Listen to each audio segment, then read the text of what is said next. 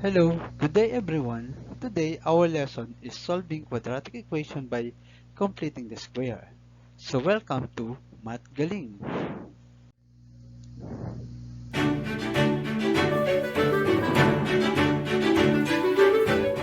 So what is completing the square?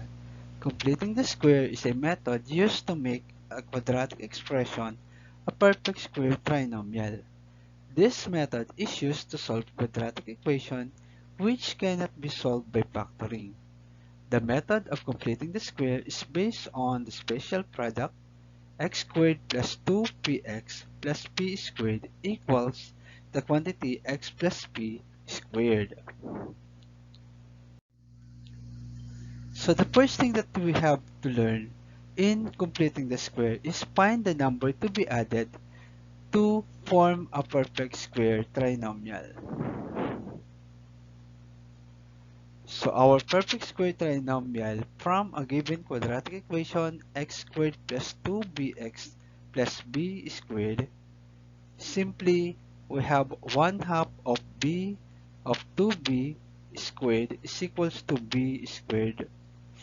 So if you take 1/2 of the coefficient of the x in the middle term and square it, you get the third term. So for you to have a clear understanding of this, let's have an example. Okay, so find the third term to be added to make each expression a perfect square trinomial.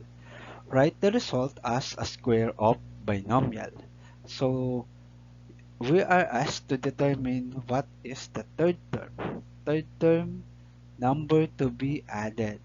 Okay, so lagyan natin ng plus kasi number to be added. So lahat ito lalagyan natin ng plus. Yeah. Since we are looking for number to be added, serve as our third term. So how are we going to determine the value of the third term? So we are going to use b divided by 2, then squared natin. So this would serve as our reference to determine the number to be added. So determine natin yung b serve as the middle term. So for number 1, the middle term is 6, which is the value of letter b, 6. Then over 2 squared. So ito yung for number 1. So this becomes 6 divided by 2. I-divide muna natin siya. Yan. So the answer is 3. Then squared, so we have 9. So 9 is the number to be added for our number 1. And express this as a square of binomial. This becomes the quantity of x plus 3 squared. So factor lang natin yung first term, which is x squared. The factor is x times x, so we have x. Then the factor of 9, which is 3 times 3 or 3. Squared lang natin, kaya may squared tayo sa labas. Next, for number 2, we have the value of letter b is negative 10. So you have to use the sign. So we have negative 10 over 2. So from b over 2, squared natin ulit. So the result is negative 10 divided by 2 is negative 5. Squared natin ang negative 5 or negative 5 times negative 5. The answer is 25. So 25 is the number to be added. Okay. Then ang kanyang perfect square trinomial na magiging square of binomial is x minus, since negative yun nasa middle term, so we are going to use minus or negative 5 quantity squared. So para square of binomial. Number 3, This time, the value of our letter B is negative 13. So we have negative 13 over 2. So this time, our numerator is not exactly divisible by 2. Pag dinivide natin sa 2, hindi sakto yung sagot. So we are going to use fraction. We have negative 13 over 2, then squared na lang natin siya. So hindi na natin i-divide. So we are going to use fraction. Then squared na lang natin yung ating 13. Magiging negative 13 times negative 13. The answer is positive 169. This is 13 times 13. So yung negative times negative, kaya naging positive na. Over, square natin yung 2, so magiging 4. So this serves as the number to be added. So lalagay natin dito ay 169 over 4. Again, pag hindi eksaktong kayang i-divide ng 2 yung numerator natin, we're going to use fraction. Then, dito sa ating binomial, x minus, yung sign ng middle term, minus 13 over 2. Yan, squared. So, ito yung ating square of binomial. Number 4. X squared minus 9 over 5x. What is the number to be added? So this time, our given is a fraction. The value of letter B is a fraction. Negative 9 over 5. So this is the only for value. This is the value for letter B only. Then, divided by 2. Divided by 2 squared. Okay, so bago natin i-squared, simplify muna natin yung nasa loob. We have negative 9 over 5 divided by 2.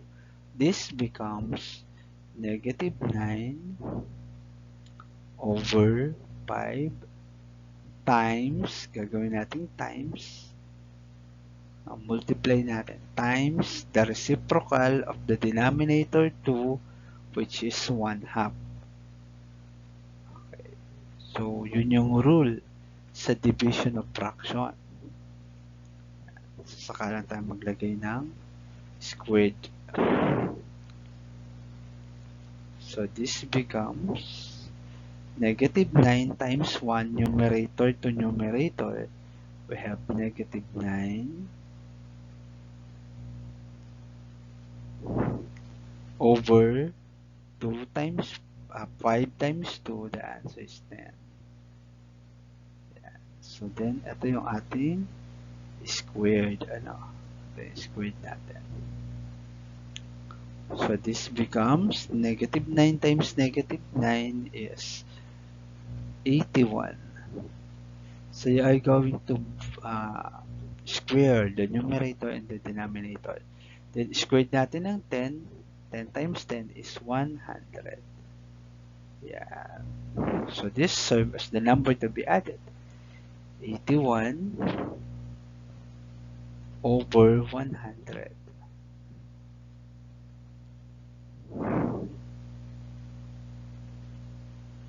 Okay. Then dito ka susulat sa baba. Then sa number 4, ang ating square of binomial is x minus, nasa middle term, minus, they have 9 over 10 quantity squared. Okay? So, ito yung para sa ating number 4. So, since the value of our letter B is a fraction. Next, for number 5, we have 4x squared minus 3x. This time, take a look at the first first term natin. The value of our letter A is not equal to 1. Meron tayong 4 dito. So, the coefficient is 4. So, you have to make this coefficient be equal to 1. So, para mawala yung 4 at maging 1, so we are going to use division. I-divide natin siya sa 4. Kung ano yung number na kasama ng ating x squared, which is not equal to 1, then i-divide muna natin siya doon sa number na yon. So, kung ano man yung coefficient na yan. Then, kung ano yung ginawa natin sa ating first term, yun din ang gagawin natin sa ating second term or the middle term. Yan. So, we have 4 divided by 4, magiging 1x squared na lang siya, minus 3 over 4. So, again, ginagawa itong procedure na to once na ang ating coefficient for our x squared is not equal to 1. Pag hindi 1 ang coefficient ng x squared or first term. So, ito na ngayon ang magiging value ng ating letter B, 3 over 4. So, gagamitin natin ay 3 over 4 sa value ng B, then divided by 2. Saka natin siya squared. Same procedure lang na ginawa natin sa number 4. So, get the reciprocal of the denominator 2, which is 1/2. So, magkakaroon tayo ng 3 over 4 times 1/2.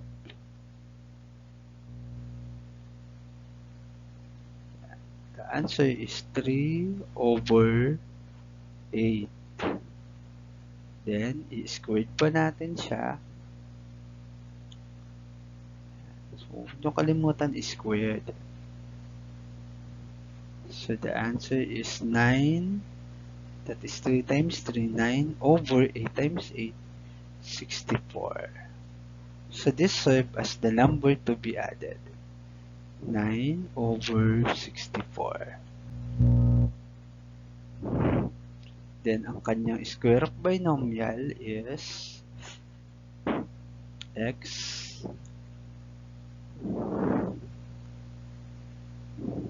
so 2x since may 4 dun sa unahan. So 2x. So pwedeng x minus 9 at hindi 9. X minus 3 over 8 quantity squared. So this serves as our square of binomial.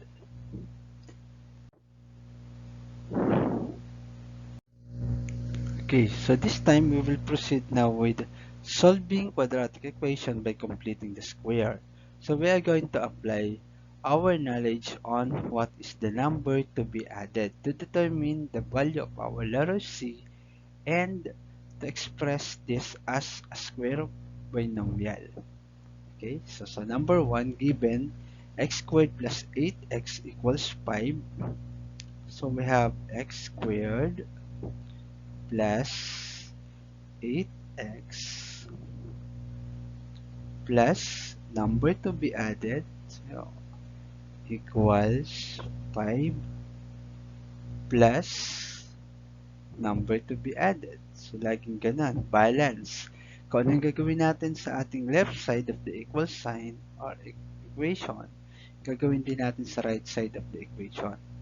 So again, gamitin natin yung b over 2 squared. So ano yung value ng ating letter b? The answer is 8. So letter b natin ay 8 divided by 2. That is 8 divided by 2. The answer is 4. Then square natin yung 4. So magkakaroon tayo ng 16. Again, nanggaling siya sa b over 2 squared. So, nagkaroon tayo ng 8 over 2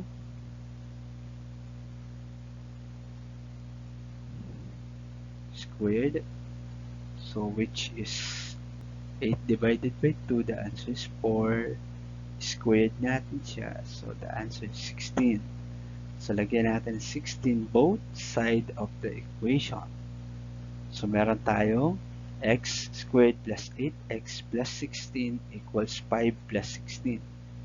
Next, express na natin ito, ating perfect square trinomial. Ang tawag ngayon sa kanya, perfect square trinomial into square of binomial. So, magkakaroon tayo ng x plus 4 quantity squared. So, ito yung kanyang square of binomial. Equals, nasa right side, 5 plus 16. The answer is 21. So, ito na ngayon. Next, gamitin naman natin ngayon yung extracting the square root. So, pag nalaman natin yung number to be added, na-express na natin yung ating perfect square trinomial into a square of binomial. Ito yun. Gagamitan na natin siya ng extracting the square root. So, magiging x plus 4 quantity squared. Lagyan natin ang square root sign. Yan. But once na naka-squared na yung ating binomial, square of binomial, square root na yung next operation na gagamitin natin. So, same with the other side. Magkakaroon tayo ng plus or minus square root of 21. Okay. So, dito, pag gumamit tayo ng square root sign, square root of x plus 4 quantity squared, so mawawala na yung square root sign natin and the squared, matitira na lang natin as we simplify, magiging x plus 4. So sa kabilang side, we have positive and negative square root of 21. Since 21 is not a perfect squared number, walang square root ang ating 21. So, gagamitin na lang natin siya as in our answer. So, yun na. So, magiging plus or minus square root of 21. Walang square root yung 21, kaya ginamit na lang natin siya as square root of 21.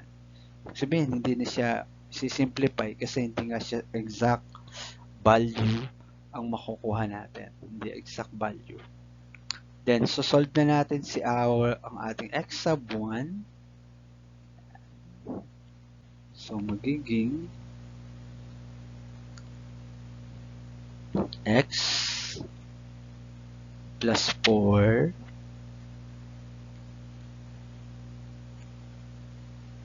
equals, so positive 21 muna gamitin natin. Positive square root of 21. So, hindi ko nilalagay yung plus sign sa unahan kasi positive nga siya. So, positive square root of 21. So, para mawala itong 4 sa tabi ng ating x, so ililipat natin siya sa kabilang side. Para mapalipat siya, lagyan natin ng minus 4 both sides of the equation. Minus 4. Yeah. So, magiging x equals, cancel na natin to, magiging 0 equals square root of 21 minus 4. So, this serves as our x sub 1. So, accepted answer din yung, lagyan natin ng or, pwedeng mauna ang negative 4 plus square root of 21. So, accepted answer itong dalawang to. Pwedeng mauna yung negative 4 or mauna ang square root of 21. Okay, for our x sub 2, so gagamitin natin yung negative square root of 21. So, meron tayong x plus 4 equals negative 21. So, square root of negative 21. Then again, para mawala yung 4, i-minus natin sa 4 para maging 0. Lagay din natin sa other side. So, ang ating x sub 2 ay negative 20 square root of 21 minus 4, or another accepted answer, negative 4 minus square root of 21. So these two serve as the value of our x as we solve this given equation, x squared plus 8x equals 5. So let's proceed now with our example number 2. The given is u squared minus 5u minus 2 equals 0. So this time, the variable used within our quadratic equation is variable u. So this time, hindi x yung ginamit. But then, the same process, the same procedure lang din ang gagamitin natin. So mag-start tayo na maglagay ng space for our number to be added. So this becomes u squared minus 5u plus the number to be added, maglagay tayo ng space for number to be added, equals etong ating negative 2, para mawala siya maging 0, maglalagay tayo ng plus 2 and plus 2 sa ating left and right side of the equation. So makakancel ngayon natin siya, mapupunta siya sa kabila. So parang naglilipat lang tayo. So this becomes positive 2. So that is from 0 plus 2 naging positive 2. Then lagyan natin ng plus number to be added. So again, to determine the number to be added, we are going to use b over 2 quantity squared. So lagi ito yung number to be added, our reference to determine the number to be added. So the value of our letter b is negative 5. So isama natin yung sign. Negative 5 over, laging divisor natin ay 2, quantity squared. So again, hindi natin hindi kayang i-divide ng 2 yung 5 exactly ng sakto. Kaya fraction yung gagamitin natin. So this becomes negative 5, square na lang natin siya. So the answer is 25, that is 5 times 5, or negative 5 times negative 5. That would be 25 over 2 square. So parehong i-square natin the numerator and the denominator. So this becomes 4. So this serves as our number to be added to both sides of our equation. So that is 25 over 4. So sa left and right side, isusulat natin siya. 25 over 4. So yung ating fraction sign, pwede siyang slash sign or bar line. Okay. So we have now our number to be added. Then we'll be able now to express this as a square of binomial. So ang square of binomial ng ating u squared minus 5u plus 25 over 4. So magiging u minus 5 over 2. Then, lagyan natin quantity squared. So, yun yung value ng ating middle term na dinivide sa 2. So, automatic yun ang magiging kanyang binomial. Ang gagamitin natin sa ating binomial. Equals, so this time we have 2 plus 25 over 4. So, magkakaroon tayo ng 2 and 25 over 4. So, this serve as mixed number. Then, gawin lang natin siyang improper fraction. Magiging 33 over 2, over 4. Yan. So, 33 over 4 ang gagamitin natin dito. 33 over 4. Okay. So, next is, since we have square of binomial, we are going to proceed with extracting the square root. So, lagyan na natin ang square root. Magkakaroon tayo square root of the quantity u minus 5 over 2 squared equals plus or minus. Pag gumamit tayo ng square root sign, magkakaroon tayo ng plus and minus 33 over 4.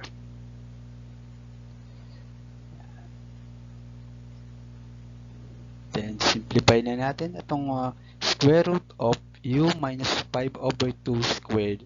Magiging u minus 5 over 2. So, sinimplify na natin ito.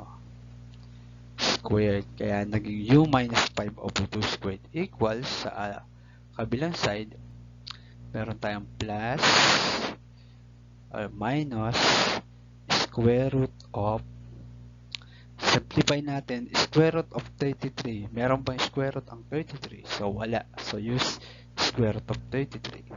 Ito ay sa numerator. Sa denominator natin, square root of 4.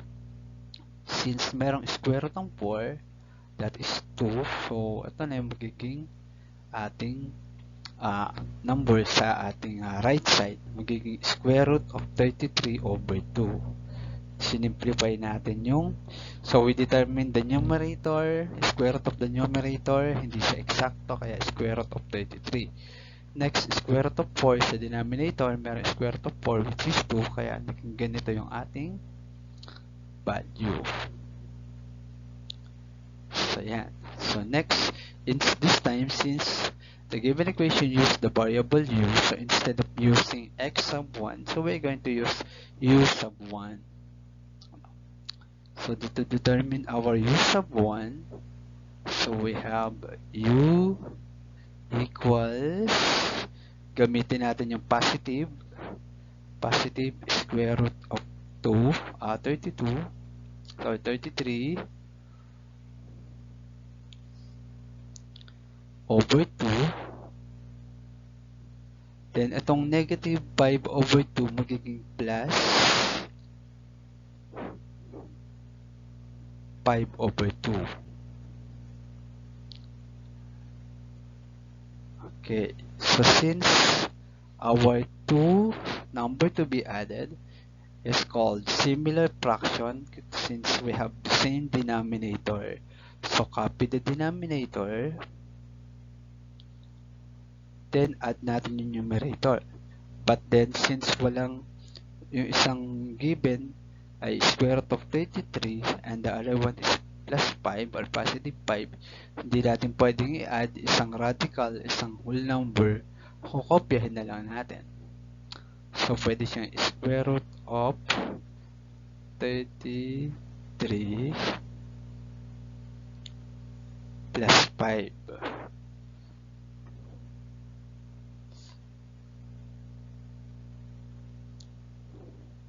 So, this serves as our u sub 1.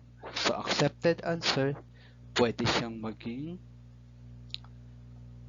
5 plus 33 square root of 33. So, pwede mauna yung 5 or pwedeng mauna yung square root of 33. So, accepted siyang sagot. Next, sa ating u sub 2 equals, again, this time yung negative naman, negative square root of 33 over 2. Then, plus 5 over 2. So, yung answer natin dito, we have negative square root of 33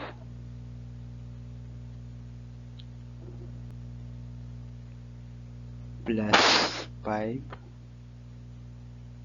all over 2. Again, accepted answer, pwede maging 5 minus square root of 33 kung lalagay natin yung 5 sa unahan, or negative square root of 33 plus 5 over 2.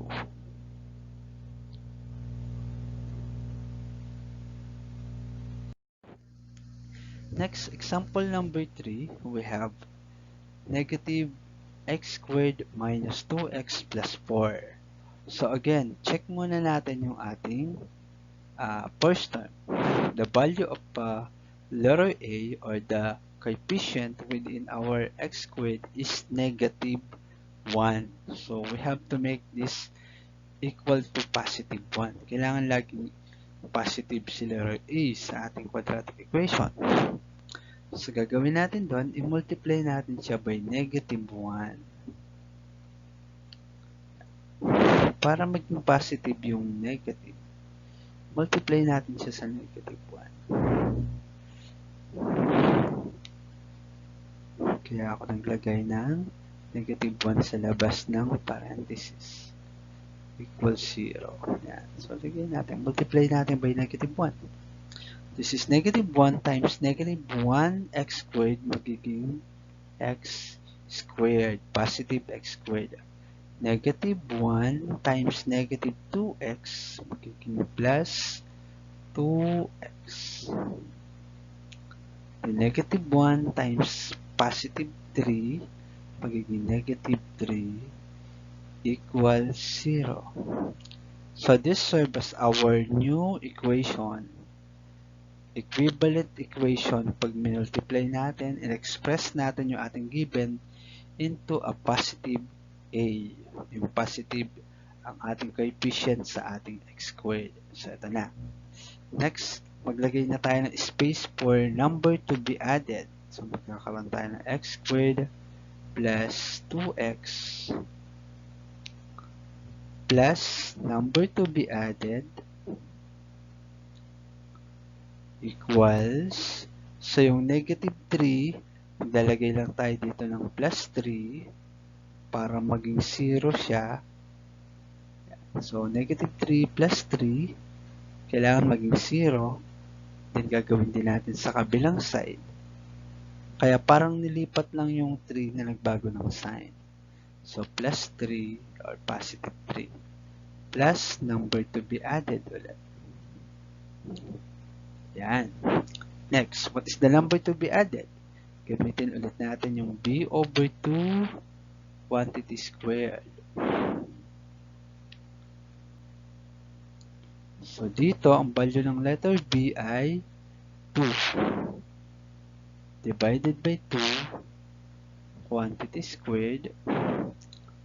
So pag dinivide natin yung 2 divided by 2, the answer is 1 squared natin, so that would be 1. So 1 is the number to be added. Express natin siya sa binomial, square of binomial, magkakaroon tayo ng x plus 1 quantity squared equals, sa kabilang side, 3 plus 1, the answer is 4. Okay, so next is squared. May squared na tayo. Next is extracting the square root. Lagyan na natin siya ng square root. Square root of the quantity x plus 1 squared equals positive and negative square root of 4. So, lagyan natin dito ng arrow. So, ito yung naging sunod. Yan. So, simplify natin to. Magiging x plus 1. Mawawala na yung squared niya because of the square root sign. Equals positive or negative square root ng 4. So, meron na ngayon square root ang 4. Ang 4 ay merong this 4 is a perfect squared number from 2 times 2. Kaya siya ay square root of 4 is 2. So, lalagyan natin dito 2. So, sa ating x sub 1, magkakaroon tayo ng x plus 1 equals plus 2 or positive 2 yung gamitin natin. So, para makuha natin ang ating x sub 1, gagamitin natin ay x plus 1 equals positive 2. So, yung 1 natin, lipat lang natin sa kabila. Yung instead na mag minus 1 tayo, so lipat na lang natin yung minus 1. Okay, so minus 1. So, lagyan ko ng minus 1 para makancel. Kaya nagkaroon ng minus 1 sa kabila. So, this becomes x equals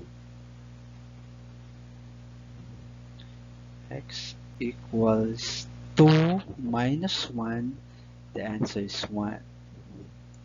So, this serves as our x of 1 equals 1. Next, para sa ating x sub 2, kukunin natin ay gagaling siya sa x plus 1. This time, negative 2 ang gagamitin natin. Negative 2. So, magkakaroon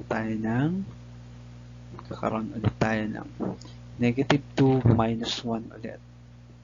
So, same lang yun. So, gawa ng ating plus 1 dito sa kabilang side. Magma-minus 1 lang tayo. Yan. So, kaya siya magiging negative 2 minus 1. The answer is negative 3. Yan, tama. So, therefore, the value of our x sub 2 is negative 3. Thank you, Math Galing.